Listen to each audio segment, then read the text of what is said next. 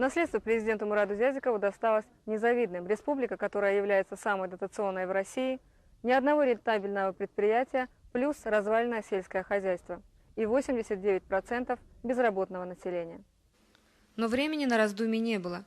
После состоявшихся выборов республика представляла собой множество разрозненных лагерей, ведь, как известно, черный пиар и темные западные технологии выборов, которые представляют собой целую науку, так и не свойственную нашему народу, все же сделали свое дело.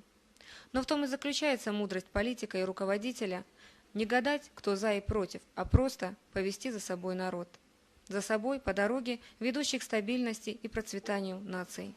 Как после скажет сам президент, это и был один из самых сложных его моментов. Сложнее было другое, не расколоть общество, ингушское общество, где такие шумные предвыборные баталии прошли, где 34 кандидата было, где люди раскололись, где люди произошла переоценка ценностей, где были факты, когда в одной семье одни голосовали за одного, вторые за третьего. И, в общем, вот такая была сложная ситуация. И самое страшное было, конечно, вот то, что могло случиться так, что мы, наше общество могли расколоть, и на своих, чужих, на тех, кто там был за нас, кто против нас, кто там стоял на пограничной ситуации. Вот это для меня было самое сложное, и все остальное можно решить. Главное люди. Народ у нас мудрый, и когда его пробует кто-то дезориентировать на определенном этапе, это можно где-то суметь на каком-то этапе сделать, но люди у нас мудрые.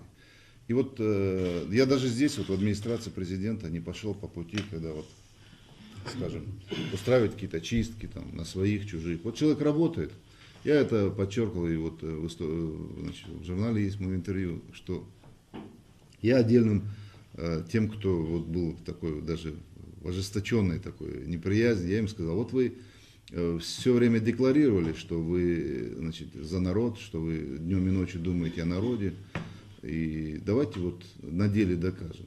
Вы работали против меня, а давайте сейчас поработаем вместе и на деле докажем, насколько вы любите народ. И сегодня многие работают.